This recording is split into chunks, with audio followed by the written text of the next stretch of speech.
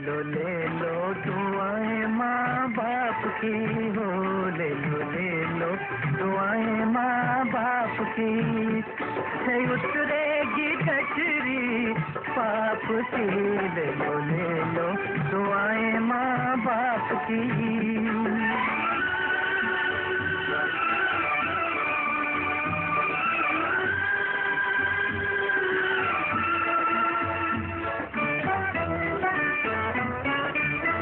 गोद में माँ की आँख खुली, जग देखा बाप के कंधे चढ़ के।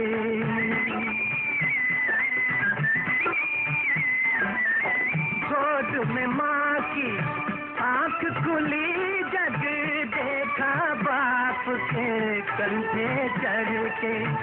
सेवा बड़ी न होगी कोई इन दोनों की, सेवा से बढ़ के, इन दोनों की सेवा से बढ़ के, ले लो दुआएं माँ बाप की, हर से उतरेगी गठरी पाप की, ले लो दुआएं माँ बाप की।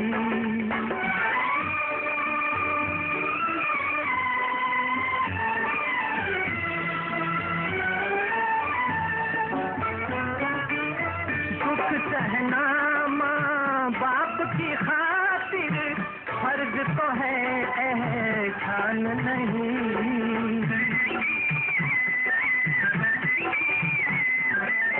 दुख सहना माँ बाप की खातिर फर्ज तो है, एहसान नहीं।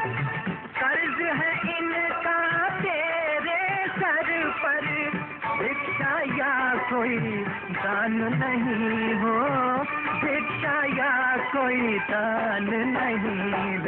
ले लो दुआएं माँ बाप की, सर से उतरेगी गठरी पाप की, ले लो दुआएं माँ बाप की।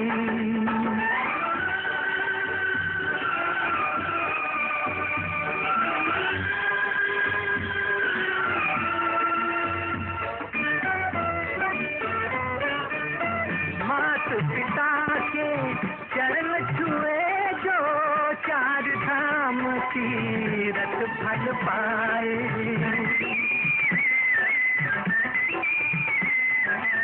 मात पिता के चरण छुए जो, चार धाम तीरथ फल पाए। जो आशीष ये दिल से दे, भगवान से भी टाली ना जाए, भगवान से भी टाली ना जाए। ले लो दुआएं माँ बाप की, सर से उतरेगी गठरी पाप की, ले लो दुआएं माँ बाप की।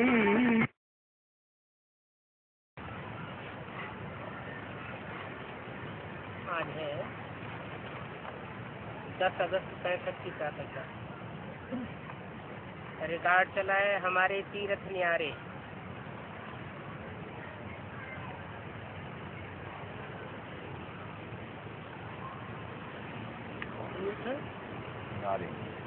तीर्थ कहा जाता है पार ले जाने वाले स्थान को।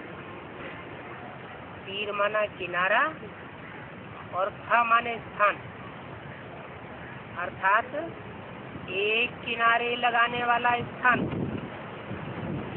नवैया भटकती है तो नवैया को कोई किनारा चाहिए।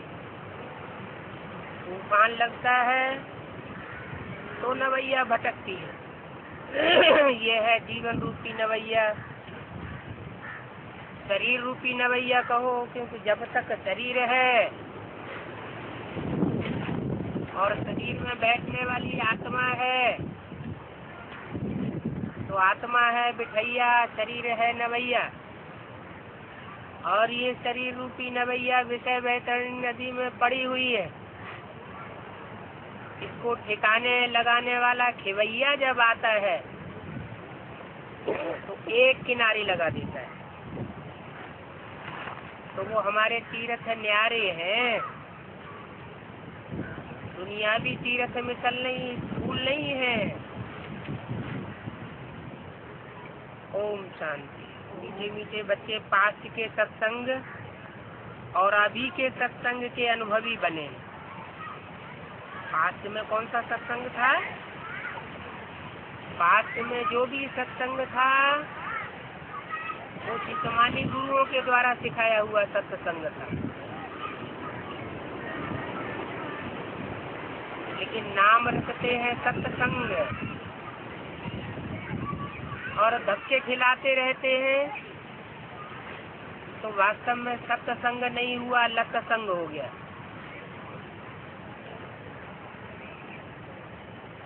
पास्ट के सत्संग में और अभी संगम युग के सत्संग में वास्ट डिफरेंस है। पास्ट यानी सत्संग में आने से पहले बुद्धि में क्या रहता था और अभी तुम्हारी बुद्धि में क्या रहता है।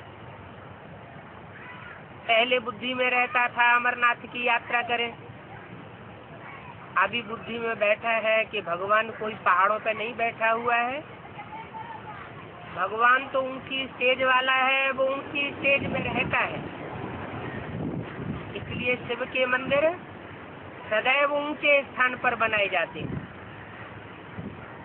कोई स्थूल रूप में ऊंचाई की बात नहीं है, लेकिन मन बुद्धि से उसकी ऊंची स्टेज रहती है हम आत्माओं के मुकाबले। क्योंकि हम आत्माएं तो जन्म मरण के चक्कर में आने वाली हैं और आत्माओं का वो परम पिता परमात्मा जन्म मरण के चक्र में आने वाला नहीं है। इसलिए सदैव ऊंची स्टेज में रहता है। उस ऊंची स्टेज की निशानी दिखाई दी है अमरनाथ। तो ये रात दिन का फर्क देखने में आता है। उन सत्संगों में सिर्फ सुनते ही रहते हैं। भगत लोग जाते हैं, सुनते हैं, और वो भगवान बनकर बैठे हुए गुरु लोग उनको सुनाते हैं। जीवन में धारण कोई नहीं कर पाता।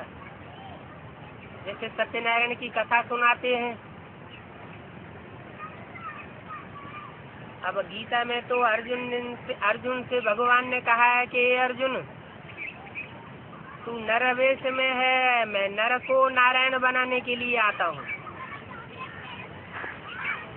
तो नारायण बनाने वाला नर से नारायण बनाता है, लेकिन वो सिर्फ कथाएं सुनाते हैं नारायण की।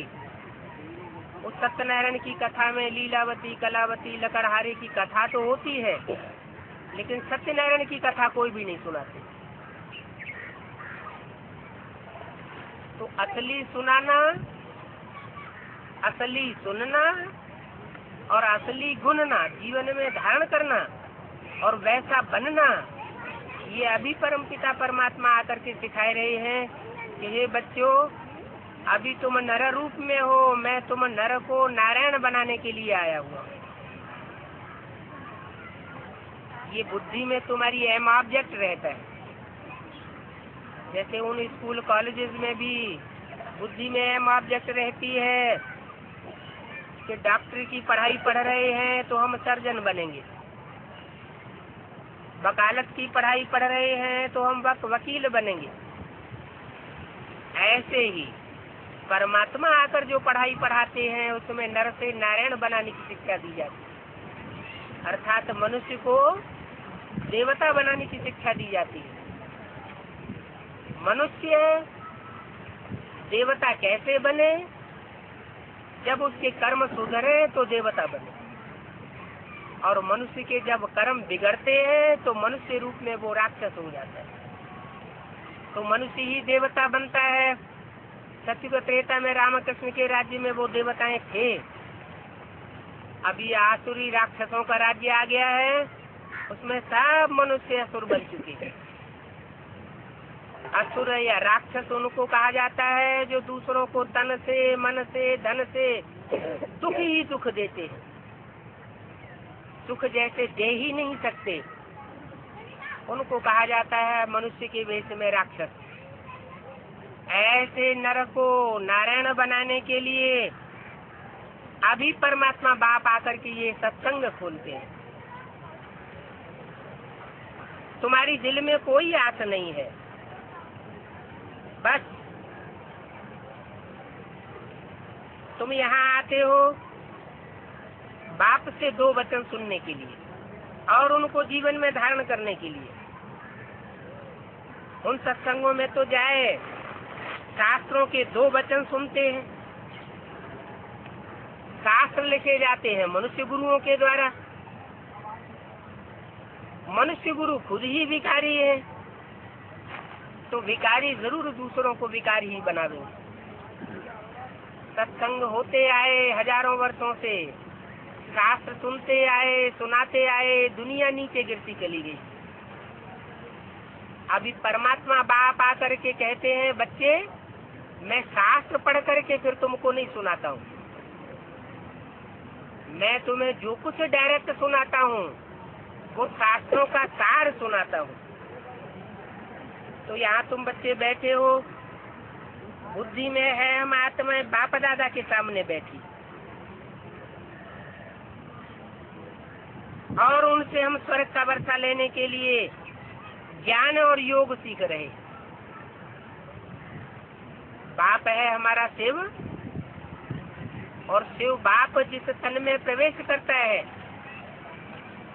जिसे त्रिनेत्री के रूप में दिखाया जाता है शंकर के रूप में, वो मनुष्य आत्माओं में सबसे बड़ी आत्मा,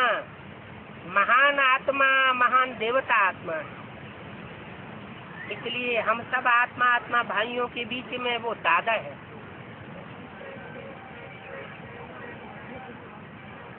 तो बाप दादा से हम वर्षा लेते हैं। कौन सा वर्षा लेते हैं? सुख शांति का वर्षा लेते हैं। स्वर्ग में सुख भी होता है तो शांति भी होती है। उसे कहते हैं सत्य युग, सत्य का युग। अभी है झूठ का युग, कलह युग, कलह क्लेश का युग। कलह क्लेश के युग को पलट करके सत्य युग की स्थापना करने के लिए परमात्मा बाप को आना पड़ता है। जैसे स्कूल में स्टूडेंट समझते हैं हम बैरिस्टर व इंजीनियर बनेंगे, वैसे तुम्हारी बुद्धि में भी एम ऑब्जेक्ट है, हम नर से नारायण बनेंगे। कोई न कोई इम्तिहान पास करके यह पद पाना होता है, तो ये ख्यालात आत्मा को आती है, अभी हम पढ़ करके फलाना बनेंगे। सत्संग में कोई एम ऑब्जेक्ट का पता नहीं रहता कि उस सत्संगों में क्या प्राप्ति होगी, बस ऐसे ही सुनते रहते हैं। तो जहाँ कोई एम ऑब्जेक्ट नहीं है, कोई जिंदगी का लक्ष्य नहीं है, तो लक्षण कैसे आवेंगे? जीवन में लक्ष्य लिया जाता है तो लक्षण आते हैं। डॉक्टरी के स्कूल में डॉक्टरी का लक्षण लेते हैं, बैरिस्टर के स्कूल में जज बनने का लक्ष्य लेते हैं, तो लक्षण आ जाते हैं। वहाँ कोई को आस होगी भी तो उनको अल्पकाल के लिए आस होती, सदा काल की आस कोई की पूरी नहीं होती। साधु संत से मांगेंगे, क्या मांगेंगे? कहेंगे आशीर्वाद करो। ये भक्ति व सत्संग आदि करते करते यहाँ तक आए पहुँचे हैं। अभी हम तो बाप के सामने बैठे हैं। एक ही हमारी आत्मा में आस है कि आत्मा को बाप से स्वर्ग का वर्षा लेना है। अभी हमने रावण से नरक का वर्षा लिया है। रावण होता है अनेक सिर वाला,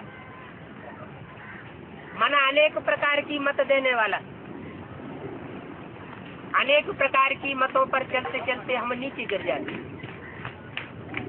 अभी बाप राम आए हुए हैं, जिनको शास्त्रों में भी दिखाते हैं एक सिर वाला। रावण अनेक सिर वाला और राम एक सिर वाला, माने एक मत देते हैं। दुर्गति से सदगति में ले जाने के लिए कोई दूसरी दो बातें नहीं सुनाते। उन सत्संगों आज में वर्षा लेने की बात नहीं रहती।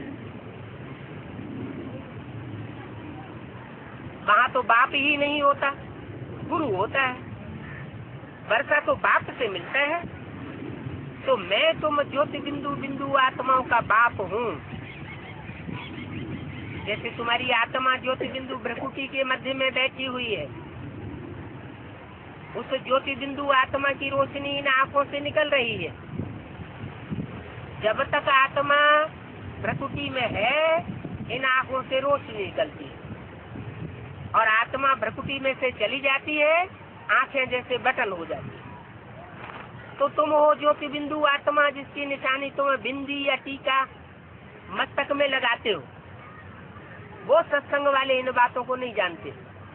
ये बिंदी या टीका किस बात की निशानी है?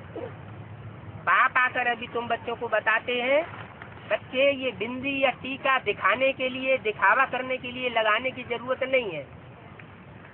तुम अपने को अंदर से समझो कि मैं ज्योति बिंदु आत्मा हूँ, स्टार आत्मा हूँ। भ्रकुटी के मध्य में आत्मा अजब सितारा चमक रहा है। मैं तुम ज्योति बिंदु बिंदु आत्माओं का बाप, ज्योति बिंदु शिव परमात्मा। जैसे चींटी का बाप चींटी जैसा ही होता है, हाथी का बाप हाथी जैसा ही होगा। तो बिंदु बिंदु आत्माओं का बाप कैसा होगा? वो भी तो बिंदु होगा ना। लेकिन वो जन्म मन के चक्र से न्यारा है, इसलिए परम पिता परमात्मा शिव कहा जाता है। वो हमारा बाप है। हम जन्म मन के चक्र में आते हैं, आगे पीछे के जन्म को भूल जाते हैं, इसलिए हम आपस में बच्चे बच्चे भाई भाई हैं। तो यहाँ बाप और वर्षे का, बाप और बच्चे का संबंध है, और यहाँ बच्चों को वर्षा मिलता है नंबरवार पुरुषार्थ होता है। जो जैसा पुरुषार्थ करेगा, जो जैसी पढ़ाई पढ़ेगा, वो उतना वैसा पद पालेगा। स्कूल अथवा कॉलेज में भी वर्षे की बात नहीं होती। वो तो टीचर होते हैं, पढ़ाने वाले। वर्षे की आस सिर्फ इस समय तुम बच्चों को लगाए बैठना है। बरोबर बाबा परम धाम से आया हुआ है। कहाँ से आया हुआ है? परम धाम से आया हुआ है। उसके लिए गायन है, ऊंचा तेरा धाम, ऊंचा तेरा काम, ऊंचा तेरा नाम। तो जरूर वो ऊंचे स्थान पर बैठता होगा। आज तो गुरुओं ने सत्संगों में सिखाया हुआ है, परमात्मा सर्वव्यापी है। अब जब परमात्मा को सर्वव्यापी कह दिया, तो वो तो पांव के नीचे की मिट्टी में भी आ गया, कण कण में समा गया। तो बुद्धि भटकेगी या एक जगह स्थिर होगी? बुद्धि भटकती रहती। अभी परमात्मा बाप बताते हैं, बच्चे मैं इस पाप की दुनिया में व्यापक नहीं हूँ। मैं तो पाप और पुण्य की दुनिया से भी परे पार लोक का रहने वाला हूँ। जैसे गीता में भी बताया है, न तद्भासयते सूर्यो न शशांको न पावत। न वहाँ सूर्य का प्रकाश पहुँचता है, न चंद्रमा का प्रकाश पहुँचता है, और न अग्नि की रोशनी वहाँ है। मैं ऐसे धाम का रहने वाला हूँ, तद्धामा परमम मम। कैसा धाम है? जहाँ जाकर के मनुष्य आत्मा इस मृत्यु लोक में वापस नहीं आती, इस कलयुगी दुनिया में वापस नहीं आएंगी, सीधी सतयुगी ईश्वर की दुनिया में जाएंगी। तो मैं परम धाम से आया हुआ हूँ, हमको फिर से अपना बेहद का सदा सुख का स्वराज्य देने के लिए आया हुआ। ये बच्चों की बुद्धि में जरूर होगा। फिर भी समझते हैं बाबा के सन्मुख जाने से ज्ञान के अच्छे अच्छे बाण लगेंगे। क्योंकि जो सन्मुख बात सुनी जाती है, उसमें दृष्टि का भी फोर्स होता है, वाचा का भी फोर्स होता है, वाइब्रेशन का भी फोर्स होता है। और वही बोली हुई बात जब हम टेप रिकॉर्ड से सुनते हैं अथवा टीवी में देखते हैं, तो उसमें वाइब्रेशन का फोर्स, दृष्टि का फोर्स, वो वाचा का फोर्स उतना नहीं रहता। इसलिए बोला कि जब तक मैं सन्मुख ना हूँ, तब तक कोई को गति सदगति मिल नहीं सकती। तो परमात्मा बाप ज्योति बिंदु है, निराकार है, फिर भी कोई मनुष्य तन में आकर के हम बच्चों के सन्मुख होता है। वो सर्वशक्तिवान बाप है। बच्चे भी ज्ञान बाण मारने में तीखे बन जाते हैं। परंतु नंबरवार पुरुषार्थ अनुसार है। यहाँ तो बच्चे डायरेक्ट सुनते हैं, समझते हैं बाबा हमको समझा रहे हैं। और कोई भी सत्संग व कॉलेज में ऐसे नहीं समझेंगे कि परमात्मा बाप हमको पढ़ाई पढ़ा रहे हैं। हम वेद के बाप से वेद का वर्षा ले रहे हैं।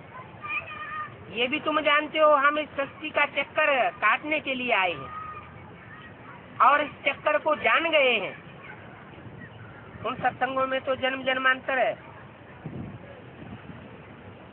जाना आना करते ही रहे। यहाँ तो एक बार की बात है। भक्ति मार्ग में जो कुछ करते आए हैं वो सब पूरा होता है। उस मार्ग में वास्तव में कोई सार नहीं निकलता। अभी अल्पकाल सुख के लिए मनुष्य कितना माथा भटकाते हैं, कितने भटकते रहते हैं। तुम बच्चों की बुद्धि में रहता है हमको अभी बाबा पढ़ाए रहा है, बाबा ही बुद्धि में याद रहेगा और अपनी गवाई हुई राजाई भी याद आवेगी।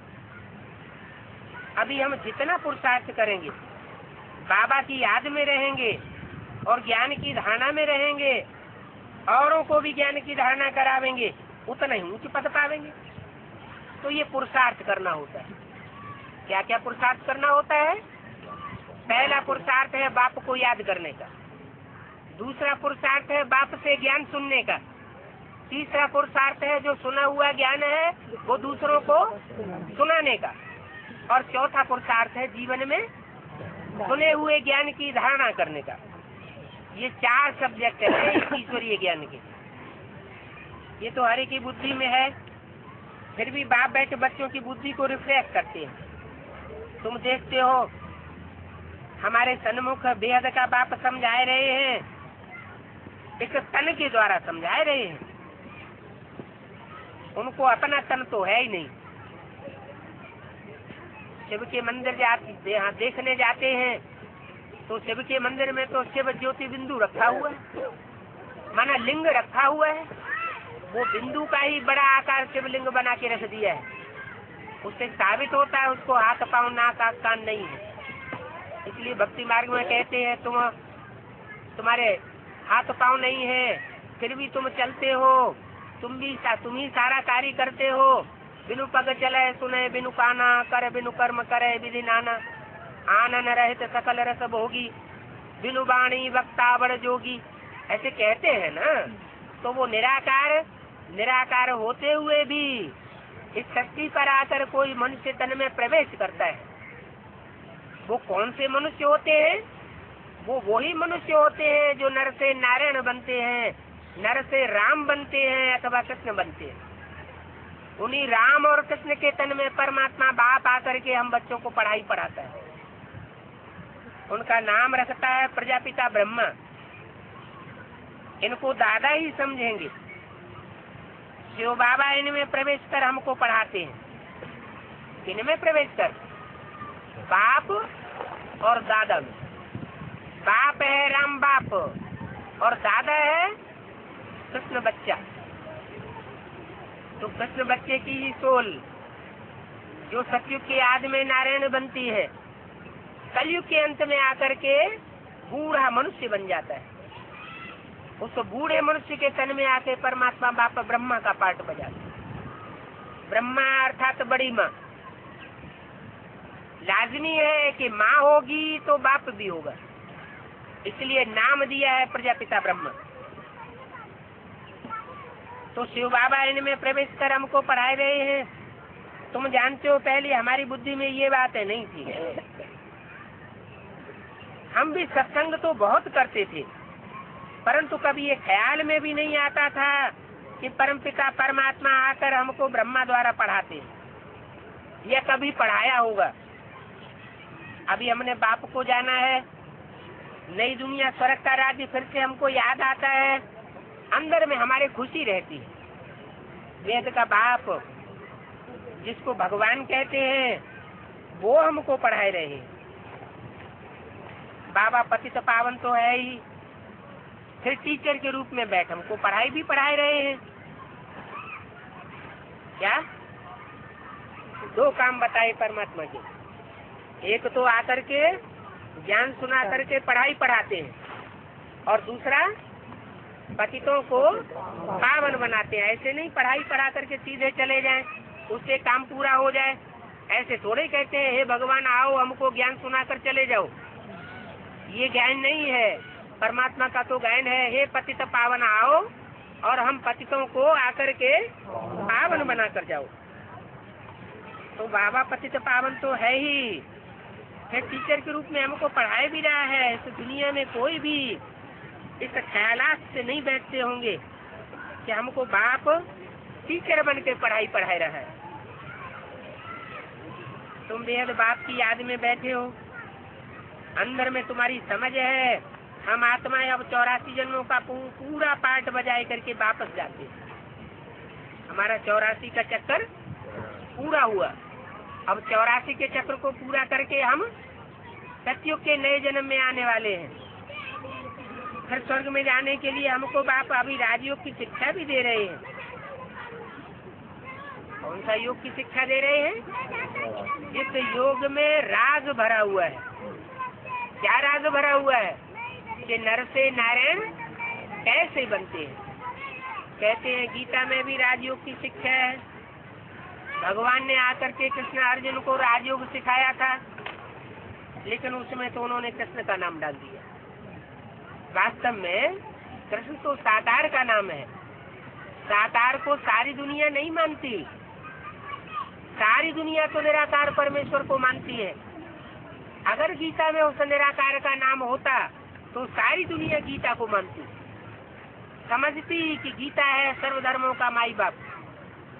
तो ये बड़ी भूल हो जाने के कारण गीता को सारी दुनिया के सब धर्मों के लोग नहीं मानते, सिर्फ भारत में ही मान्यता है, और उसमें भी कृष्ण का नाम डाल देने से सब मुझे हुए। समझ नहीं सकते हैं कि भगवान आखिर कौन है, राम है कि कृष्ण है कि शंकर है या शिव है। तो बाप जानते हैं, बच्चे भी जानते हैं, ये राज्य की शिक्षा बाप आकर दे रहे हैं महाराजा महारानी बनाने के लिए। और जो भी पढ़ाइयाँ हैं उन पढ़ाइयों से पढ़ करके कोई राजा नहीं बनते। ये पढ़ाई ऐसी है जो बाप आकर के जन्म जन्मांतर के लिए राजा ही देते हैं। दुनिया में इतने बड़े बड़े राजाएं हुए, महाराजाएं हुए, बड़े बड़े राज्य अधिकारी हुए। उन राज्य अधिकारियों को राजाई महाराजाई रानी पद पर पहुंचाने वाला कौन था? उनको राजाई महाराजाई किसने सिखाई? कभी तो सिखाई होगी। वर्ल्ड की कंट्रोलिंग पावर ऐसे ही तो कोई आत्मा में नहीं आ जाती है। तो परमपिता परमात्मा ही आकर के कलयुग के अंत में आकर के वो सतयुग के आदि की राजाई हमको देकर जाता है। बच्चे जानते हैं राजयोग की शिक्षा से तुम स्वर्ग के महाराजा महारानी बनते हो, और सिवाय बाप के और कोई सिखा भी नहीं सकता। इम्पॉसिबल है। बाबा एक ही बार आकर के पढ़ाते हैं स्वर्ग का मालिक बनाने के लिए। वो तो समझते हैं कि भगवान बार बार आता है। सतयुग में हिरण्यकश्यप को मारने के लिए नरसिंह अवतार रूप में आता है, त्रेता में रावण को मारने के लिए राम के रूप में आता है, द्वापर में कौरव पांडवों का युद्ध कराने के लिए कृष्ण के रूप में आता है, कलयुग अंत में कलंकीधर अवतार लेकर के आता है। लेकिन बाप कहते हैं बच्चे मैं हर युग में आकर के क्या करूंगा? सतयुग में तो होते ही है सब मनुष्य 16 कला संपूर्ण। वहाँ 16 कला संपूर्ण को फिर और कला कौन सी ऊंची उठा करके बनाऊंगा? त्रेता में राम का राज्य होता है। राम का तो राज्य का कितना गायन है, कितना सुख शांति से भरपूर राज्य दिखाते हैं। वहाँ भी मेरे को आने की क्या दरकार? अगर द्वापर में कृष्ण के रूप में आया होता तो कृष्ण भगवान ने आकर के द्वापर के अंत में महाभारत युद्ध कराया तो क्या पापी कलयुग की स्थापना कर दी? ये भी नहीं हो सकता। भगवान ऊंचा कार्य करके जाता है तो ऊंची दुनिया बना के जाएगा। पापी कलयुग की स्थापना करके थोड़ा ही जाएगा। तो भगवान अभी इस सृष्टि पर आता है कलयुग के अंत में। कलयुग के अंत में जब वो आता है तो चारों युगों की शूटिंग कराता है। जैसे कोई फिल्म होती है, नाटक होता है, ड्रामा होता है, तो 4 सीन वाला होता है मोस्टली। ऐसे ही सत्य रंगमंच रूपी ड्रामा है, इसमें 4 युगों के 4 सीन हैं। चारों सीन की बाप आकर के रिहर्सल कराते। सतयुग की रिहर्सल पूरी होती है तो वो प्रत्यक्ष होता है। ऐसे ही त्रेता युग की रिहर्सल पूरी होती है तब भी प्रत्यक्ष होता है भगवान के रूप। और द्वापर युगी रिहर्सल पूरी होती है तो कृष्ण बच्चे के रूप में प्रत्यक्ष होता है। और कलयुग के अंत में तो शास्त्रों में भी गाया हुआ है कलंकीधर अवतार। वो दुनिया भर के ढेर सारे कलंक अपने सर के ऊपर लेकर के संसार में प्रत्यक्ष होता है। दुनिया के लोग उसको नहीं पहचान पाते। इसलिए गीता में लिखा हुआ है कि मैं जब साधारण मनुष्य तन में आता हूँ तो मनुष्य मुझे मूढ़मती समझ करके खुद मूढ़मती जैसा पार्ट बजाते हैं और मेरे को नहीं पहचान पाते। तो बाप आकर बताए रहे हैं कि तुम्हारी बुद्धि में अहम ऑब्जेक्ट रहती है पढ़ाई की, तुम ताकत से पढ़ते हो।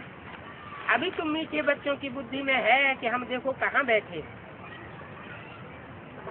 मनुष्यों की ख्यालात तो कहाँ न कहाँ की कहाँ चली जाती है। पढ़ाई समय पढ़ने की बात बुद्धि में होनी चाहिए, खेलने के समय खेलने की बात बुद्धि में होनी चाहिए। अभी तुम जानते हो हम बेहद के बाप के सन्मुख बैठे, आगे तो हम ये बात नहीं जानते, कोई भी मनुष्य मात्र नहीं जानते। भगवान आकर राजयोग सिखलाते हैं, गीता पढ़ते रहते हैं, लेकिन ये नहीं जानते गीता से भगवान ने राजयोग सिखाया था। गीता भागवत वेद शास्त्र आदि पढ़ते पढ़ते सत्संग करते हुए मनुष्यों की बुद्धि में रहता कुछ भी नहीं है। अभी मैं बाप आया हुआ हूँ तुम बच्चों को सब कुछ समझाने के लिए। 10, 8, 65 की वाणी का दूसरा सत्संग तो बहुत बच्चों ने किए होंगे, माताएं भी बहुत शास्त्र आदि पढ़ती हैं, परंतु ये ख्यालात किसकी बुद्धि में नहीं आवेगा कि भगवान बैठा करके आकर के सत्संग कराते हैं। सत्संग का अर्थ है सत्य का संग।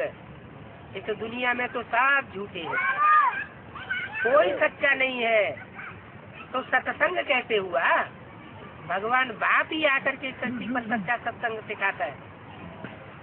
माताएं बहुत शास्त्र पढ़ती हैं, परंतु उनकी भी वे बुद्धि में नहीं आता है, ख्यालात का बुद्धि में नहीं आता है।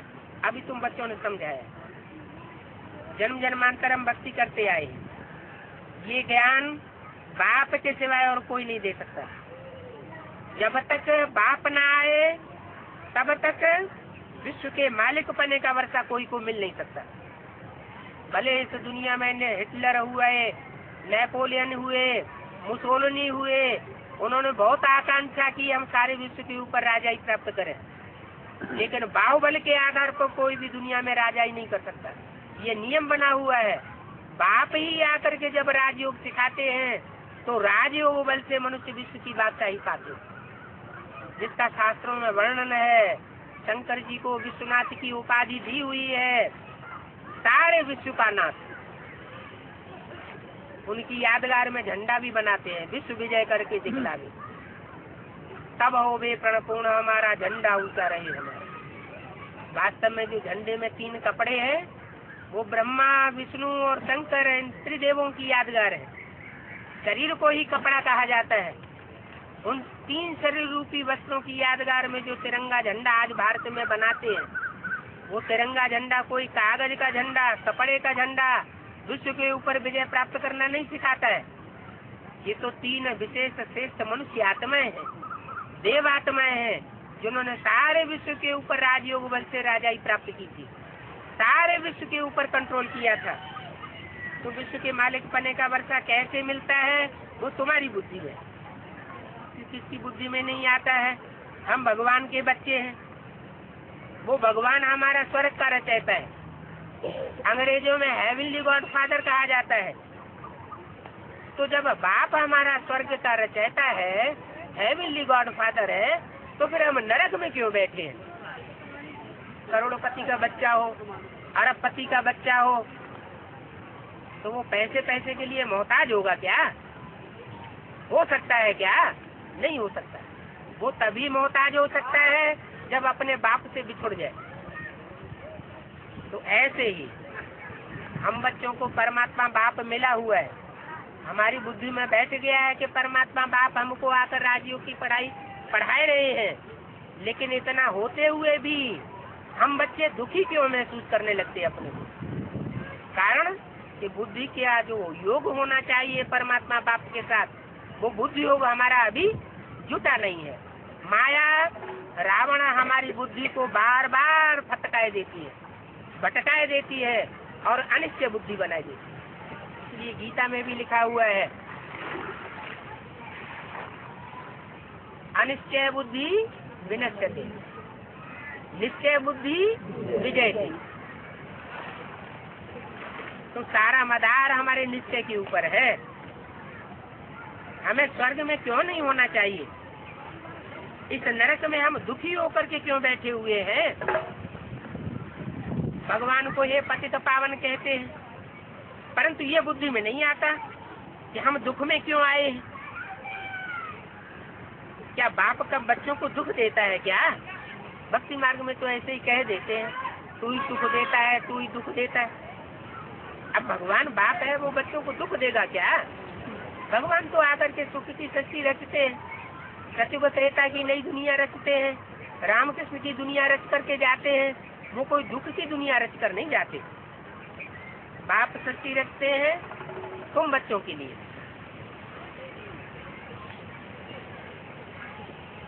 बाप तुम बच्चों के लिए जो सृष्टि रचते हैं वो दुख की सृष्टि नहीं रच सकते, क्योंकि दुनिया में भी जो हद के बाप होते हैं वो बच्चों के लिए सुख शांति चाहते, दुख शांति नहीं चाहते। मकान पुराना हो जाता है तो बच्चों को नया मकान दे करके जाते हैं, वो तो हद की बात है। ये है सत्य रूपी बेहद का मकान, बाप आकर के ये बेहद की सृष्टि रच रहे हैं। तो क्या बाप दुख के लिए सृष्टि रचते हैं? नहीं, ये हो ही नहीं सकता। अभी तुम बच्चे श्रीमत पर चलने वाले हो, तो जो बच्चे श्रीमत पर चलते हैं, जिसको कहा जाता है श्रीमत भगवत गीता,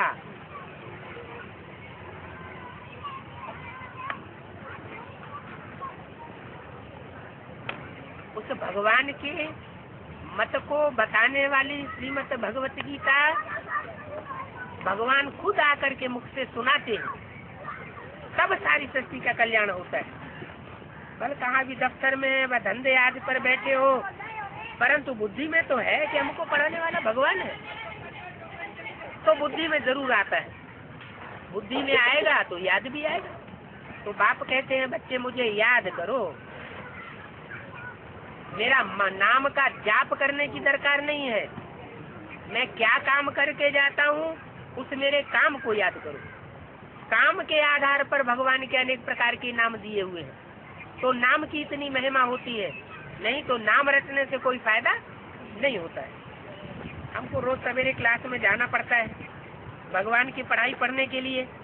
क्लास में जाने वालों को ही याद पड़ता होगा, बाकी जो क्लास में नहीं आते हैं वो पढ़ाई को और पढ़ाने वाले को समझ कैसे सके। जिनकी बुद्धि में जितना महत्व बैठा होगा उतनी ही पढ़ाई पढ़ेगा। ये नई बातें हैं। वो पढ़ाई में भी जो बच्चे रेगुलर होते हैं वो अच्छा इम्तिहान पास करके ऊंच पद पाए लेते हैं। यहाँ भी बाप की पढ़ाई, बाप आकर के जो पढ़ाई पढ़ाते हैं उसमें भी नंबरवार पढ़ने वाले निकलते हैं। कोई तो ऐसे श्रेष्ठ पढ़ने वाले फर्स्ट क्लास पास होते हैं, पास विद ऑनर जाते हैं, जो भगवान के सर के ऊपर 8-9 की माला के रूप में दिखाई जाती है। 9 मणकों के रूप में वो माला भगवान शंकर के सर के ऊपर विराजमान दिखाई जाती है। माने 9 श्रेष्ठ आत्माएं हैं जिनको भगवान ने हमारे प्यार के अपने सर के ऊपर चढ़ाया। दूसरी वो फर्स्ट क्लास आत्माएं होती है जो 108 की माला में आती है। जो माला होती है वैजयंती माला, वो वैजयंती माला में 108 मणके होते हैं। वो 108 मणके 108 श्रेष्ठ आत्माओं की यादगार है। जिन्होंने श्रेष्ठ पढ़ाई पढ़ के, फर्स्ट क्लास पढ़ाई पढ़ के ये दुनिया में ये पद पाया है, जिनकी यादगार में हर घर में वो माला घुमाई जाती है।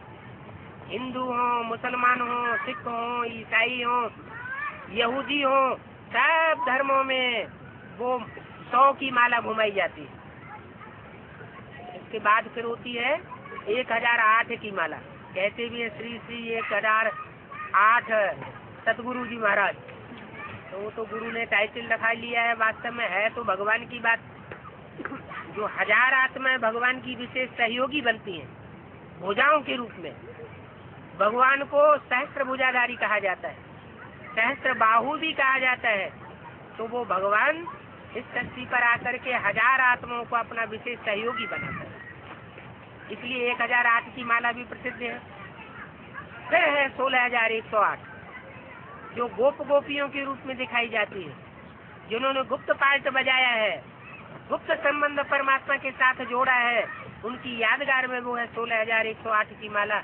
ये वो आत्माएं हैं जो भले कोई जन्म में राजाई न प्राप्त करती हो, लेकिन राजयोग सीख करके राजघराने में जन्म जन्मांतर जन्म लेने की अधिकारी बन जाती है। तो जो बाकी क्लास में नहीं आते हैं वो पढ़ाई पढ़ने और पढ़ाने वाले को समझ कैसे सके।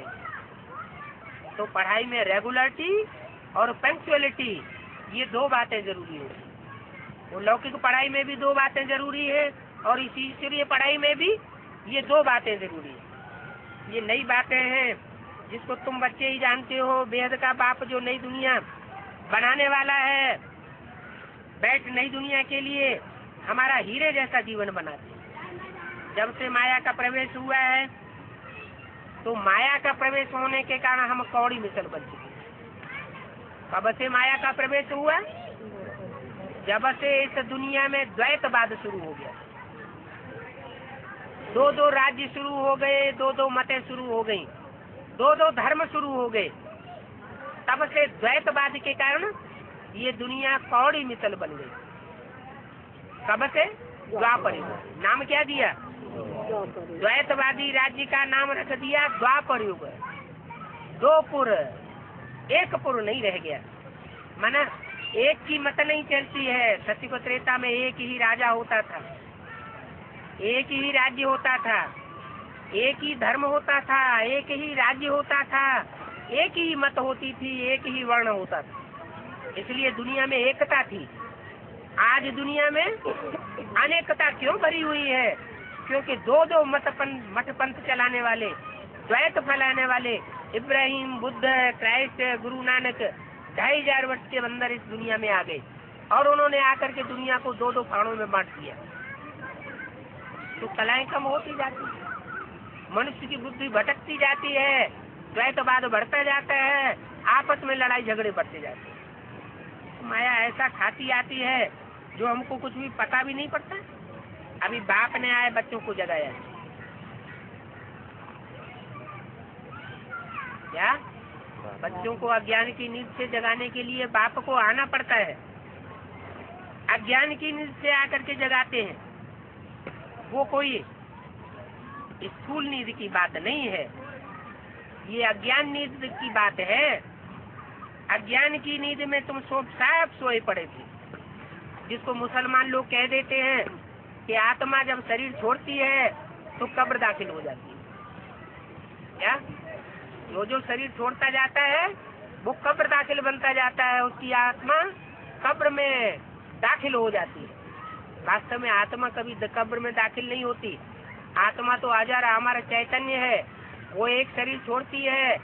तो जैसे गीता में कहा है कि आत्मा एक वस्त्र त्यागती है तो दूसरा वस्त्र शरीर रूपी वस्त्र धारण कर लेती है। ऐसे ही आत्मा तो अजर अमर अविनाशी है, वो कभी मिट्टी में नहीं मिलती। लेकिन इतना जरूर है कि द्वापर युग से अनेक मत बहुमत जब दुनिया में आते हैं तो आत्मा नीचे गिरती जाती है, उसकी कलाएं तेजी से नीचे गिरती जाती है, जड़ बुद्धि होती जाती है। जड़त्वमयी बुद्धि में आत्मा जो है वो शरीर को याद करने लगती है, अपने को भी शरीर समझती है, देह समझती है, और दूसरों को भी मिट्टी देह के रूप में देखने लग पड़ती है। तो मिट्टी को देखते देखते आत्मा जड़वत हो जाती है। उस जड़त्वमयी बुद्धि को परमात्मा आकर के ज्ञान दे करके फिर से सूरजीत बनाता है। अज्ञान इससे जगाता है। ज्ञान तो सागर बाप ही देता होगा। एक ज्ञान सागर बाप के सिवा और कोई ज्ञान रतन दे भी न सके। इसलिए दिखाते हैं कि सागर में से रतन निकले, 14 रतन निकले। जब सागर मंथन हुआ तो रतन निकले। वो रतन देवताओं और असुरों में बांटे गए। वास्तव में है ये ज्ञान सागर की बात। एक ही हमारा बिलवड मोस्ट बाप है जो ज्ञान का सागर है, पतित पावन है। वो ही आकर के हमको ज्ञान दे सकते हैं। अभी बच्चे जान गए हैं। इस युक्ति से बाबा हमको पावन बनाते हैं। पुकारते हैं कि कैसे आए करके पावन बनावेंगे। ये पतित पावन कहते हैं, सिर्फ कहने से तो थोड़े ही बन जाएंगे। पतितों को पावन बनाने के लिए उनको संग के रंग में आना पड़ेगा। बाप आता है, हम बच्चों को संग के रंग में लेकर दृष्टि का संग का देता है रंग, वाइब्रेशन का संग का रंग देता है, वाचा का संग का रंग देता है, कर्मेंद्रियों का भी संग का रंग देता है। और उस संग के रंग में हम बच्चों को आकर के ऊपर उठाता है। दुनिया में भी पतन कैसे हुआ? दुनिया में भी अनेक मत फैलाने वाले धर्म पिताएं आए। जैसे आज से 2500 वर्ष के अंदर इब्राहिम आए, इस्लाम धर्म फैलाया। महात्मा बुद्ध आए, बौद्ध धर्म फैलाया। क्राइस्ट आए, क्रिश्चियन धर्म फैलाया। और उनके संग के रंग में आकर के दुनिया नीचे गिरती है। तो अनेकों के संग के रंग में आने से दुनिया नीचे गिरती है। और एक परमात्मा बाप जो अजन्मा, अभोक्ता, निराकार, निराकारी, निर्विकारी, निरहंकारी कहा जाता है, उसके संग के रंग में जब हम बच्चे आते हैं तो हम ऊंचे उठते हैं, पतित से पावन बनते हैं। अभी हमारी दृष्टि अपवित्र बन गई, पतित बन गई, वृत्ति हमारी अपवित्र बन गई, हमारी कर्मेंद्रियां अपवित्र बन गई। अब उन कर्मेंद्रियों को परमात्मा बाप आकर के श्रेष्ठ इंद्रियों का प्यार करना सिखाते हैं। जिन श्रेष्ठ इंद्रियों से सतयुग त्रेता में जो पैदाइश होती है वो भी सुखदायी पैदाइश होती है। आजकल की दुनिया में तो जो भूमूत की पैदाइश है, भूमूत के आकर्षण की पैदाइश है, वृत्ति इंद्रियों को जो पैदाइश है, उससे विद्युत ईंधन पैदा हो रहे हैं। माँ बाप को ही खा जाते हैं। देखो आज से 400 साल पहले औरंगजेब पैदा हुआ। कौन से बाप से? शाहजहां से। उसने अपने बाप को ही उठा के कहाँ डाल दिया? जेल खाने में डाल दिया। तो ऐसे ऐसे विद्युत ईंधन आज से 400-500 साल पहले ही पैदा होने लगे। आज तो घर घर में यही हालत है। कोई घर ऐसा नहीं है जिसमें बच्चे सुखदायी पैदा होते हो। तो बाप आकर के कैसे ऐसा पावन बनाते हैं कि तुम नर से नारायण जैसे श्रेष्ठ बन जाते हो। लेकिन पतित से पावन कहने से नहीं बन जाएंगे। उसके लिए पुरुषार्थ करना पड़ेगा। तुम जानते हो सब इस समय पतित भ्रष्टाचारी है। कोई छाती ठोक करके नहीं कहता या कह सकता कि हम भ्रष्ट इंद्रियों से आचरण करने वाले भ्रष्टाचारी नहीं है, हम श्रेष्ठ इंद्रियों से संतान पैदा करने वाले हैं। नहीं, मोर की मिसाल कृष्ण को मयूर पंख दिखाते हैं। भारतवर्ष में राष्ट्रीय पक्षी मोर माना जाता है। किस बात की निशानी है? वो मोर की पवित्रता की निशानी है। कहते हैं कि मोर मैथुन से संतान पैदा नहीं करता। मोर जब नाचता है तो मोरनी उसकी आंखों का पानी पी लेती है। उसी आंखों के श्रेष्ठ इंद्रियों के जल से उसको संतान पैदाइश होती है। तो आज भी ऐसी मिसाल दिखाई गई है। तो सतयुग त्रेता में तो कितना न श्रेष्ठ पैदाइश होती होगी। अभी तो सारी दुनिया भ्रष्टाचारी, कोई भी श्रेष्ठाचारी इस युग में नहीं है। इसलिए भगवान कहते हैं ये भ्रष्टाचार बंद करो। क्या कहते हैं भगवान आकर के? पहली बात ये भ्रष्ट इंद्रियों का आचरण बंद करो। अब इस जनरेशन की दरकार नहीं है। क्या इस दुनिया में जितनी जनरेशन बढ़नी थी 500-700 करोड़ वो बढ़ चुकी। अब ये दुनिया खलास होने वाली है। एटम बम बन चुके हैं। आज से 65-70 साल पहले एटम बम नहीं बने थे। 60-65 साल पहले भगवान इस सृष्टि पर नाम निशान नहीं था। 60-65 साल के अंदर ही ढेर के ढेर भगवान भारतवर्ष में पैदा हो गए। तो जरूर कोई सच्चा हीरा भी सृष्टि पर आया हुआ होगा। जब सच्चा हीरा आता है तो एक तरफ नई दुनिया की स्थापना के लिए ज्ञान का आरोपण करता है मनुष्यों की बुद्धि में, और दूसरी तरफ इस पुरानी पतित दुनिया के विनाश के लिए एटम बम्बों का भी निर्माण कराई लेता है। तो वो एटम बम इस सृष्टि पर तैयार हो चुके हैं, जिन एटम बमों के बारे में गीता में भी वर्णन है। हे अर्जुन, मुंह खोल के दिखाई दिया। ये मेरी जो दाढ़ है ना, इन दाढ़ों के बीच में ये सारी शक्ति चबाई जाने वाली है। ये ऊपर की दाढ़ है और नीचे की दाढ़ है। ऊपर भी एटम बम तैर रहे हैं और पृथ्वी के अंदर सागर में भी एटम बम घुसाए हुए हैं। इन दोनों तरह के एटम बमों के बीच में ये सारी दुनिया चबाई जाने वाली है। लोग अज्ञान की नींद में सोए पड़े हैं कि अभी तो 40,000 वर्ष ये दुनिया चलेगी। शास्त्रों में लिखा हुआ है, लेकिन अभी ये दुनिया 40,000 वर्ष चलने वाली नहीं है। बुद्धि ही भ्रष्ट हो चुकी है, बुद्धि में बैठता ही नहीं। उनको क्या पता भ्रष्टाचार किस वस्तु का नाम है, जो विश्व को भ्रष्टाचार नहीं समझते हैं। कोई ने रिश्वत ले लिया, रिश्वत खा ली, चोरी कर ली, झूठ बोल दिया, तो उसको भ्रष्टाचार समझते हैं। वास्तव में भ्रष्ट इंद्रियों के आचरण को ही भ्रष्टाचार कहा जाता है। तो पहले नंबर में भ्रष्टाचार ये है विष पीना और विषय विष पिलाना। विषय वैतरणी नदी में गोते खाते रहते हैं, दूसरों को भी खिलाते रहते हैं, खुद भी निकलने का रास्ता नहीं जानते और दूसरे भी निकलने का रास्ता नहीं जानते। तो अभी बाप तुम्हारी ये जीवन रूपी नैया जो विषय वैतरणी नदी में गोते खा रही थी, अभी इस विषय वैतरणी नदी से बाप बाहर निकालने के लिए आए हुए। यहाँ तुम बच्चे सन्मुख सुनते हो तो तुम्हारी बुद्धि बाप के साथ है, हिलक जाती है, क्योंकि तुम्हारी बुद्धि में आता है कि ये ज्ञान तो सिवाय बाप के और कोई सिखा ही नहीं सकता। फिर तुम बच्चे जब कुशल की तरफ जाते हो, बहुतों से मिलते जुलते हो, तो वातावरण में आने से तुम्हारी भी बुद्धि घूम जाती है। जो तुम्हारे सन्मुख रहने की अवस्था होती है वो नहीं रहती, वो अवस्था बदल जाती है। क्या कहा? पतित होने और पावन होने, ऊपर उठने और नीचे गिरने का कारण क्या बताया? बाप के सन्मुख आते हैं तो निश्चय बुद्धि हो जाते हैं, बाप से दूर चले जाते हैं तो वातावरण में आकर के, वातावरण के प्रभाव में आकर के अनिश्चय बुद्धि बन जाती है।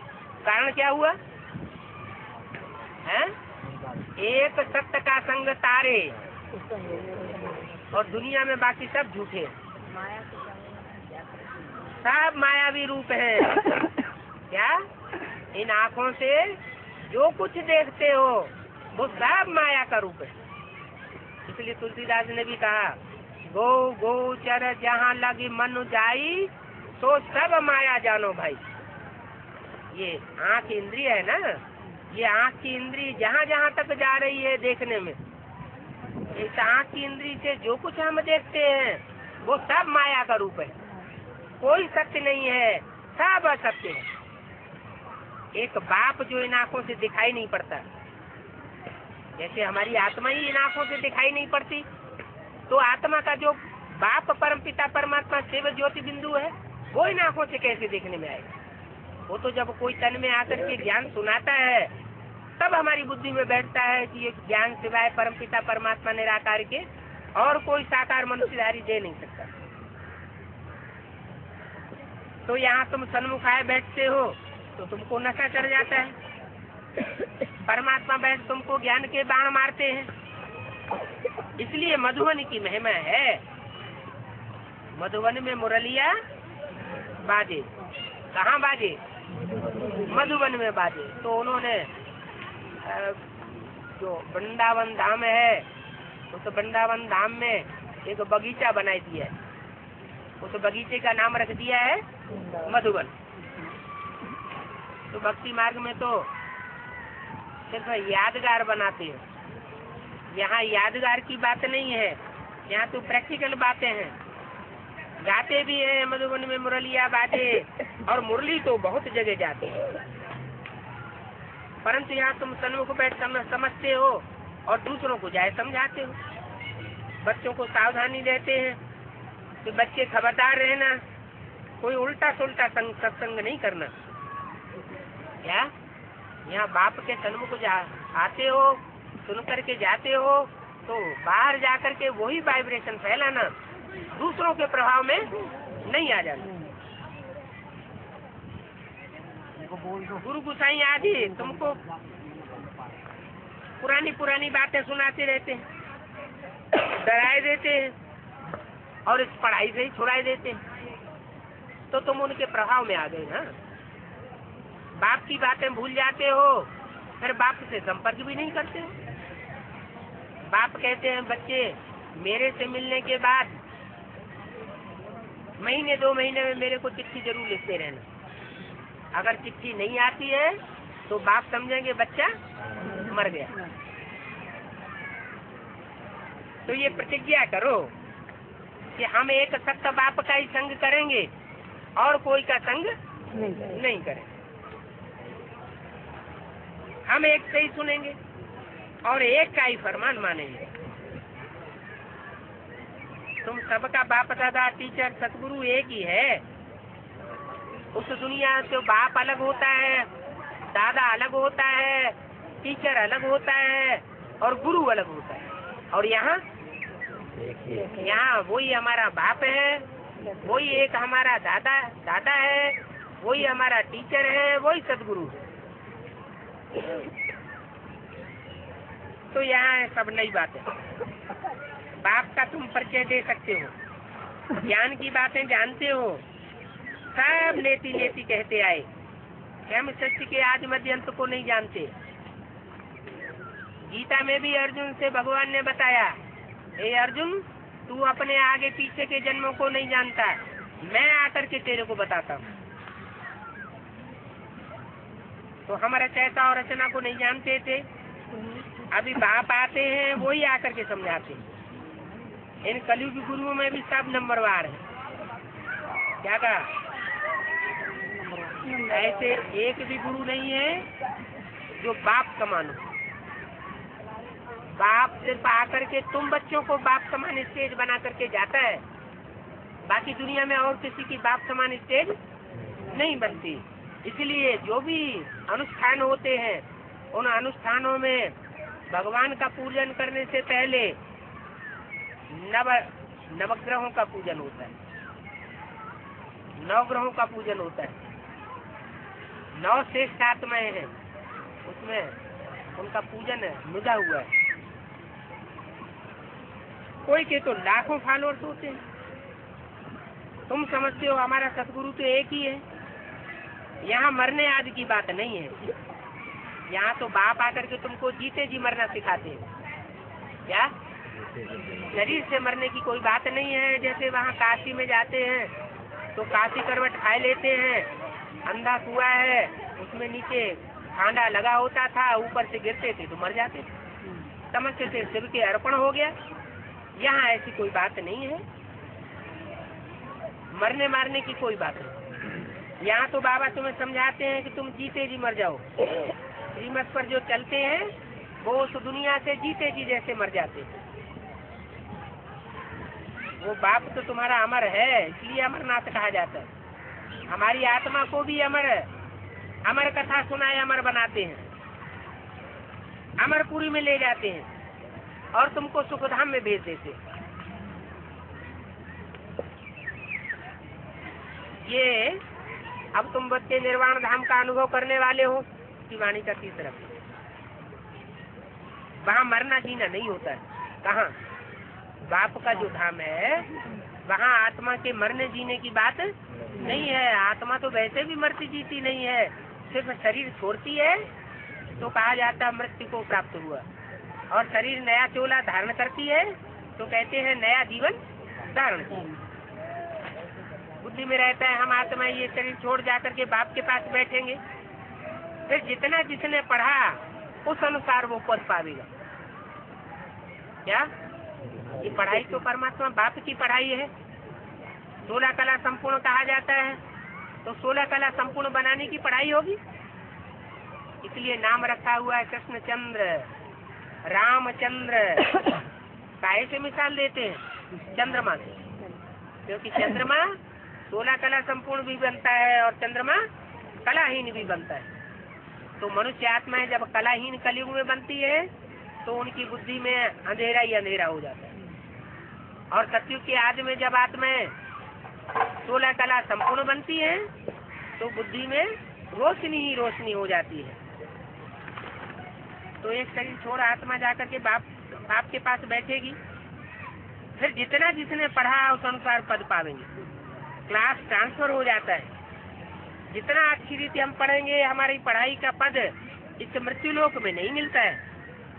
क्या उस दुनिया में तो जो भी पढ़ाइयाँ पढ़ते हैं, मास्टरी की, डॉक्टरी की, इंजीनियरिंग की व वकालत की, यहाँ पढ़ाई पढ़ते हैं और उसका पद भी प्रारब्ध भी यही भोग लेते हैं। लेकिन परमात्मा आकर के जो पढ़ाई पढ़ाते हैं उस पढ़ाई की प्रारब्ध इस कलयुगी जीवन में प्राप्त नहीं होनी है। कहाँ प्राप्त होती है? नई सतयुगी दुनिया में तुमको जाकर के उसका पद मिलेगा। लेकिन इसका मतलब ये नहीं है कि तुम्हें शरीर छोड़ देना पड़ेगा। दुनिया में सारे ही शरीर छोड़ के जाएंगे तो नई दुनिया की रचना कहाँ से होगी? इसलिए तुम जीते भी मरते। हम सतयुग में जाए राज्य करते थे, फिर 84 जन्म लिए, अभी ये अंतिम जन्म, फिर हम वापस जाएंगे मुक्ति धाम होकर के सुख धाम में आ गए। बाप बच्चों को कितना रिफ्रेश करते हैं। आत्मा समझती है 84 जन्मों के चक्र में हम आते हैं। परमात्मा कहते हैं मैं इस चक्कर में नहीं आता हूँ। क्या आत्मा और परमात्मा का खास अंतर क्या है? आत्माएं 84 के चक्र में आती है और परमात्मा 84 के चक्र में नहीं आता। आत्मा समझती है इस 84 जन्मों के चक्कर में हमें आना पड़े। परमात्मा कहते हैं मैं इस चक्कर में नहीं आता हूँ। जो चक्कर में नहीं आए वो माला में नहीं आता, और जो चक्कर में आए वो ही माला के नंबर में आता है। मुझे इस चक्र का सहारा ज्ञान है। ये जानते हो पतित पावन बेहद का बाप है, तो बेहद के बाप को ही पावन बनाने के लिए आना होगा। मनुष्य बेहद बच्चों का बाप हो सकता है ना? हो न सके। मनुष्य तो हद में होते हैं, वो बेहद का बाप तो एक ही है। जानते हो हम आत्माएं वहाँ की रहने वाली है, वहाँ से फिर शरीर में आए हैं। पहले पहले कौन आए पार्ट बजाने? इस सृष्टि पर जब परम आत्माएं जब आती है तो पहले पहले आकर के पार्ट कौन बजाती है? पहले पहले जिन्होंने बाप से वर्षा, जोर से बोलो। जिन्होंने बाप से वर्षा ली है वो। हाँ, किसने लिया? राम और कृष्ण की आत्माएं जो है वही सृष्टि पर पहले पहले आती है। राम की आत्मा बाप के रूप में आती है और कृष्ण की आत्मा बच्चे के रूप में आती है। तो अभी तुम बच्चे इन बातों को समझे हो। ये भी कई समझते हैं कि हम आत्मा हैं, निराकारी दुनिया से आते हैं। जो रिलीजियस माइंडेड होते हैं उन्हीं की बुद्धि में रहता है हम आत्मा निराकारी दुनिया में रहती है, यहाँ पार्ट बजाने आती है। इस समय तुम बच्चों की बुद्धि में सारी नाली। क्या कहा? रिलीजियस माइंड किसको बोला है? रिलीजियस माइंड वो रहते हैं असली, जिनकी बुद्धि में ये जल्दी बैठ जाता है क्या कि हम आत्मा है। जो अपने को आत्मिक स्थिति में स्थिर कर लेते हैं जल्दी, वो है रिलीजियस माइंडेड, धार्मिक बुद्धि। और जिनकी बुद्धि में ये